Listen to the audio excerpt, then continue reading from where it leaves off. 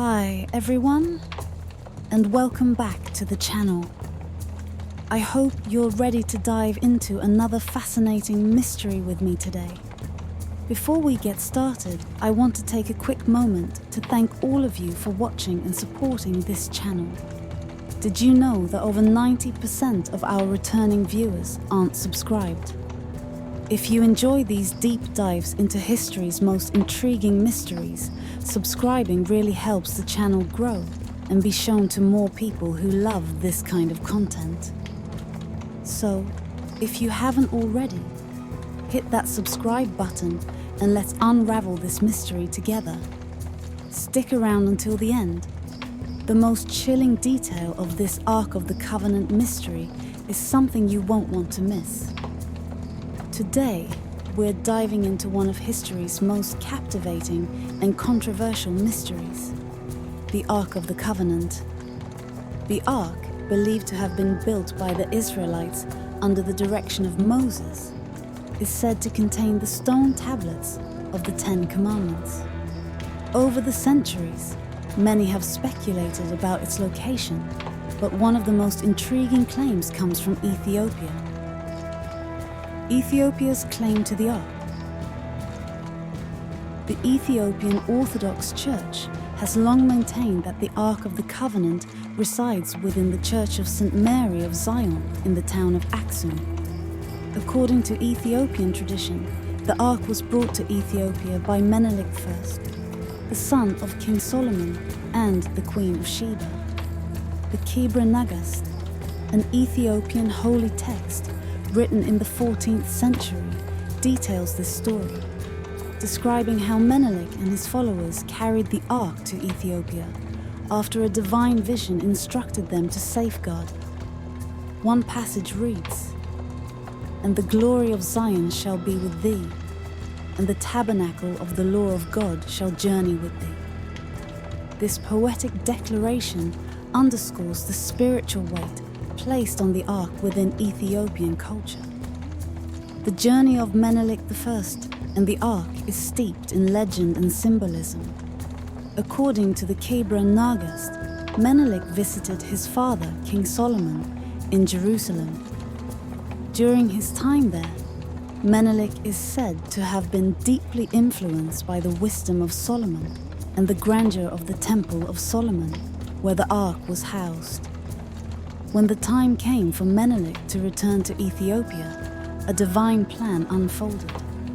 The text states that the Ark was secretly taken from the temple and replaced with a replica by Menelik's companions.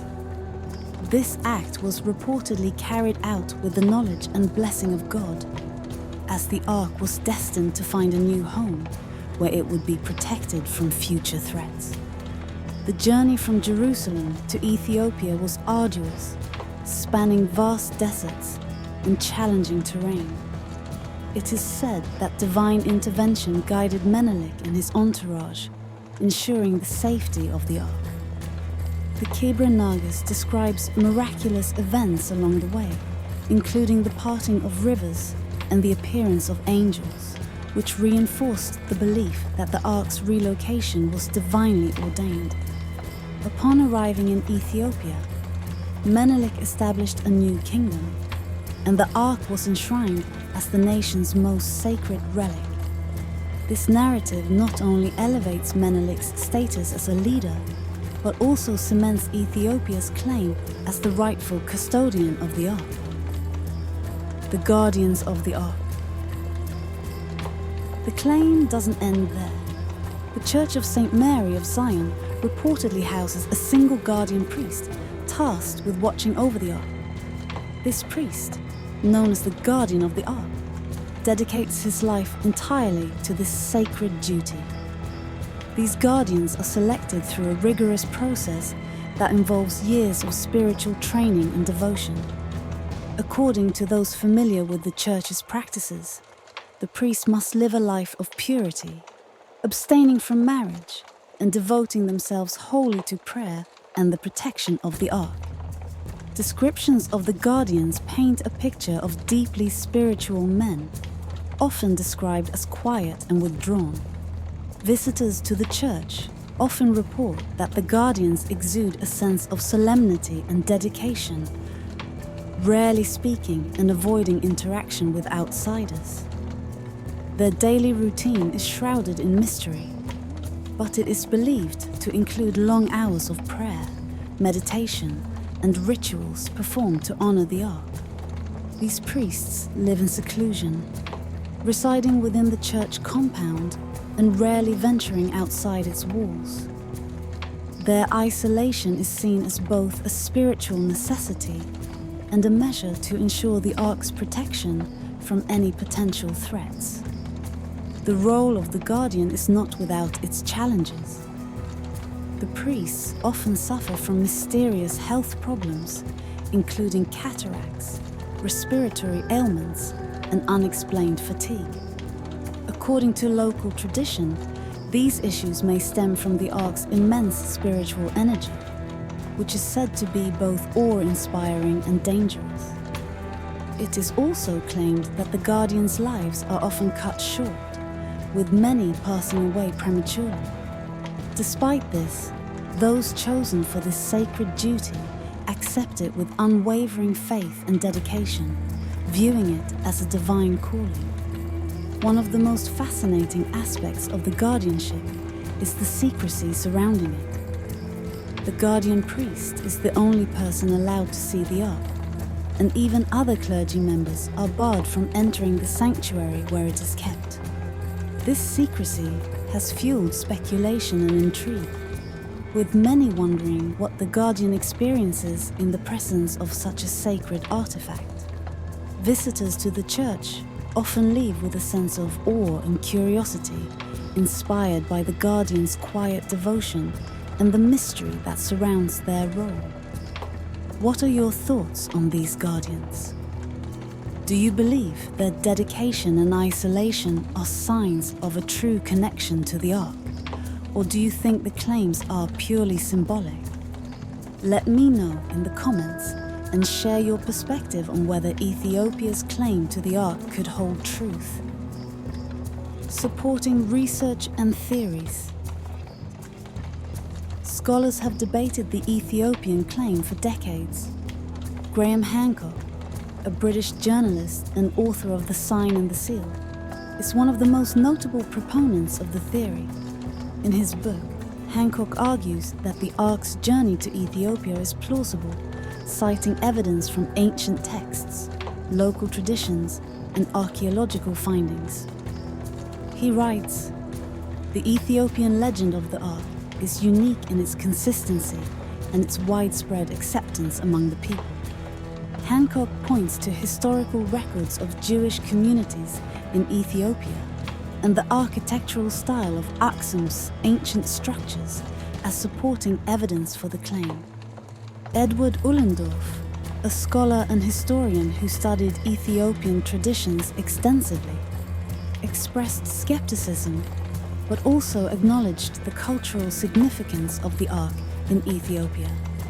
In one interview, he remarked, "The Ark, whether physically present or not, is a symbol that has shaped the spiritual and cultural landscape of Ethiopia for centuries." Another source, Dr. Tudor Parfitt, an expert on biblical archaeology and author of The Lost Ark of the Covenant, has explored the possibility of the Ark being in Ethiopia, but remains cautious. He suggests that the Ark may have taken a long and winding journey through Egypt and into Africa, aligning with trade routes and migration patterns. In his words, the Ark's journey, if it happened, was not just a physical relocation, but a transformation of its role in society. Professor Israel Finkelstein, an archaeologist specializing in ancient Israel, has raised doubts about the historicity of the Ark's movement, but acknowledges the depth of Ethiopian oral traditions. Legends like these often contain kernels of historical truth, but separating fact from fiction is a monumental challenge, he has said in lectures. Another intriguing perspective comes from a study by Dr. Catherine Bard, who has researched trade networks between Israel and Africa during the ancient world. Her findings suggest a robust connection between the regions, which could lend credence to the idea that cultural artifacts, if not the Ark itself, made their way to Ethiopia. The movement of goods and ideas along these routes is undeniable. Whether it included the Ark is another question entirely, Bard notes. Finally, local Ethiopian historians often emphasize the importance of oral tradition. One such historian, Magnusson, has argued that the consistency of the Ark's story within Ethiopian culture suggests a strong connection to historical events. Our ancestors preserved these tales not just as myth, but as a reflection of our identity and our relationship with the divine, Magnusson asserts. The most mysterious claim. Perhaps the most chilling claim related to this mystery is that those who come into close contact with the Ark experience unexplained phenomena, including strange illnesses or even death. According to some accounts, these events are seen as divine protection, ensuring that the Ark remains undisturbed by those unworthy of its presence. Some have described a glowing light emanating from the sanctuary during rituals, though these reports are anecdotal and unverifiable. One of the most mysterious claims comes from local legends, stating that the Ark emits a form of energy that is both awe-inspiring and dangerous. While there is no scientific evidence to support this, such tales add to the enigma surrounding the Ark and its alleged resting place. What does all this ultimately mean? While the Ethiopian Orthodox Church's claim may never be fully proven, it remains a powerful symbol of faith and cultural identity. The Ark's story has transcended the boundaries of history, becoming a source of inspiration and intrigue for people around the world.